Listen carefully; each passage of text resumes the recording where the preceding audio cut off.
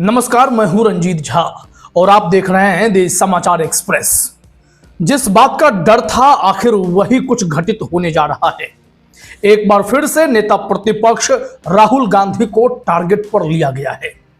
जो काम लोकसभा स्पीकर ओम बिरला अब तक नहीं कर सके हैं, उनसे पहले अमित शाह के नेतृत्व वाली होम मिनिस्ट्री करने जा रही है। अमित शाह की पुलिस के पास एक बड़ा केस राहुल गांधी के खिलाफ बनाया गया है और वहां से जो कुछ होगा वो सीधे राहुल गांधी की सांसदी को भी प्रभावित कर सकता है। आप जानते हैं कि अमित शाह और नरेंद्र मोदी हिसाब करने के लिए जाने जाते हैं, फिर चाहे थोड़ी देर से करें या तुरंत कर दें, फिर चाहे किसी के जरिए ही ये बदला लेने की सियासत क्यों ना शुरू करनी पड़े, खेल शुरू कर दिया जाता है। जरा आप अपने स्क्रीन पर देखिए, यह विघ्नेश शिशिर का ट्वीट है। बेसिकली वो इंफॉर्मेशन दे रहे हैं कि उन्होंने अमित शाह की दिल्ली पुलिस के सामने एक बड़ी शिकायत लगाई है। कई धाराओं में राहुल गांधी के खिलाफ केस करने के लिए उन्होंने मामला तैयार किया है। मैं बताता हूं इसमें डिटेल क्या है, लेकिन विघ्नेश शिशिर के बारे में दो लाइन में समझ लीजिए। ये बीजेपी के कार्यकर्ता हैं और इनकी असली पहचान ये है कि ये राहुल गांधी के खिलाफ कुछ बड़ा करना चाहते हैं। फिर चाहे उनकी राहुल गांधी की नागरिकता को लेकर ही उन्हें अदालतों का चक्कर क्यों ना लगाना पड़े, ईडी सीबीआई का चक्कर क्यों ना लगाना पड़े। जब वहां भी दाल नहीं गली तो अब उन्होंने राहुल गांधी को साधने के लिए, उन्हें फंसाने के लिए संसद का मुद्दा उठा लिया, जो शायद उनके अधिकार क्षेत्र में है नहीं, जिनकी जिम्मेदारी है। उन्होंने सिर्फ उन्हें रोका है, लेकिन ये केस चाहते हैं। मकसद क्या है? एक और केस राहुल गांधी पर थोप देना। विघ्नेश शिशिर ने लिखा है कि मैंने 8 फरवरी 2026 को पार्लियामेंट स्ट्रीट पुलिस स्टेशन एक केस दर्ज किया है, एक शिकायत लगाई है। किसके खिलाफ?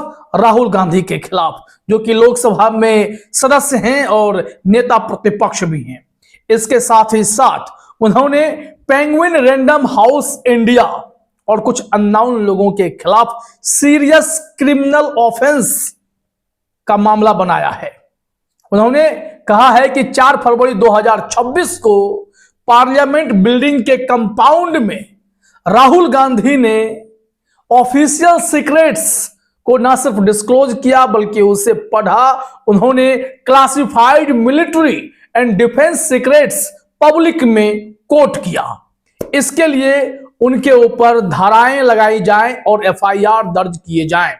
कौन कौन सी धाराएं हैं जरा समझिए।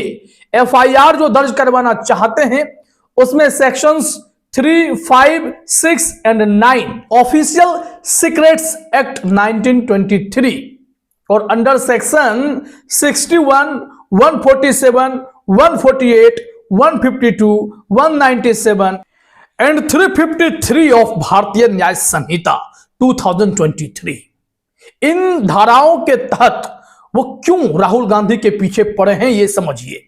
दरअसल आप जानते हैं कि 4 फरवरी को राहुल गांधी ने संसद के भीतर और संसद के बाहर कारवा मैगजीन में छपे जनरल एमएम नरवणे के उस मेमोयर को पढ़ा, उस आत्मकथा के कुछ हिस्से को पढ़ा, जिसमें प्रधानमंत्री नरेंद्र मोदी और राजनाथ सिंह पर गंभीर आरोप लगाए गए हैं जनरल साहब के द्वारा, पूर्व आर्मी चीफ के द्वारा।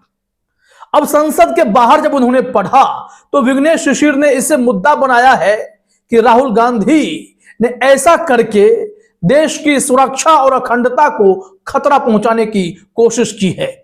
उन्हें ऐसे गोपनीय चीजों पर पब्लिकली नहीं बोलना चाहिए था, किताब के उस हिस्से को नहीं पढ़ना चाहिए था। इस वजह से उन पर तुरंत सीरियस क्रिमिनल चार्जेस लगाए जाए और उन्होंने इस कंप्लेन की जो कॉपी है नई दिल्ली पुलिस कमिश्नर को भी दे दिया है और नई दिल्ली पुलिस के डिप्टी कमिश्नर को भी दे दिया है। अब उन्होंने टैग भी कर दिया है दिल्ली पुलिस के तमाम विभाग को, प्रधानमंत्री नरेंद्र मोदी को, अमित शाह को ओम बिरला को, होम मिनिस्ट्री को, पीएमओ को, राजनाथ सिंह को, डिफेंस मिनिस्टर इंडिया को, किरेन रिजिजू को, लोकसभा सेक्रेटेरिएट को, लोकसभा स्पीकर को। क्यों? मकसद साफ है, एक अटेंशन पाना है। दूसरी बात, इसके जरिए बीजेपी भी अपना हित साधने में लगी है कि राहुल गांधी को उलझाने के लिए एक और बड़ा मौका मिल गया है। पुलिस अमित शाह के कंट्रोल में है, वो इस शिकायत को तुरंत ही एफआईआर में तब्दील कर देगी, इसमें कोई शक ही नहीं है, क्योंकि काम तो अमित शाह के गृह मंत्रालय के इशारे पर ही होना है। लेकिन विघ्नेश शिशिर जिस टारगेट में लगे हैं उसमें उन्होंने एक कदम और आगे बढ़ा लिया है। लखनऊ में वहां की अदालत से केस हारे तो अब यहां दिल्ली में मामला खोल लिया है। मुद्दा मिल गया इन्हें, जनरल एमएम नरवणे की किताब। लेकिन विघ्नेश शिशिर क्या ये बता पाएंगे कि अनपब्लिश्ड बुक का वो हवाला दे रहे हैं, उस पब्लिशर को भी टारगेट कर रहे हैं, कुछ अननोन लोगों को भी टारगेट कर रहे हैं। लेकिन राहुल गांधी ने तो वो हिस्सा पढ़ा है जो कार्बन मैगजीन में छप चुकी है। तो कार्बन मैगजीन में छपी चीजों को पढ़ना, जो उनका ही स्टेटमेंट है नरवणे साहब का, वो गुनाह कैसे हो गया? अब इसको लेकर वो घिर भी चुके हैं। लेकिन एक लाइन में इसमें यह जोड़ना चाहता हूं, जिस पेंगुइन रैंडम हाउस इंडिया की बात हो रही है वो कब से इस किताब को मंजूरी दिलाने के लिए अथक प्रयास कर रहे हैं। रक्षा मंत्रालय के पास यह अथॉरिटी है कि ऐसी सेंसिटिव किताबों को वो कब परमिशन दे। 2020 से 2024 के बीच उसने 35 से ज्यादा किताबों को मंजूरी दी, लेकिन नरवणे की किताब एकमात्र लंबित बुक है जिसे छपने नहीं दिया जा रहा है। इसमें 2020 के गलवान घाटी संघर्ष का जिक्र है, चीन के साथ तनाव और राजनीतिक जो क्रियाएं हुई थी, प्रतिक्रियाएं हुई थी, उसकी चर्चा है। और प्रधानमंत्री मोदी कैसे जो उचित समझो वो करो कहकर बातों को टालने की कोशिश कर रहे थे या फिर अपनी जिम्मेदारी से खुद को विमुख कर रहे थे, सेना के हवाले सब कुछ सौंपने की कोशिश कर रहे थे, वो भी काफी देर से। तो इसको लेकर कहा गया है कि ये क्या चल रहा था देश में, क्या जो हमारा मुखिया है वो निर्णय विहीन हो रखा था। अब यहां से समझिए कि लोग कैसे विघ्नेश शिशिर को अब डायरेक्टली घेर रहे हैं कि आप जो ये कर रहे हैं ये सही नहीं है। सीनियर जर्नलिस्ट अरविंद गुणसेकर ने एक लाइन में लिखा है कि क्या एक private person official secrets act के लिए कोई कंप्लेंट दर्ज करा सकता है?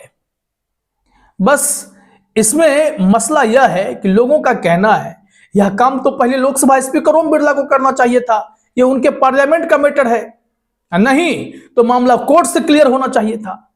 पुलिस की भूमिका यहां पर कैसे आ रही है? यह डायरेक्शन कहां से आएगा? यह एक बड़ा सवाल है।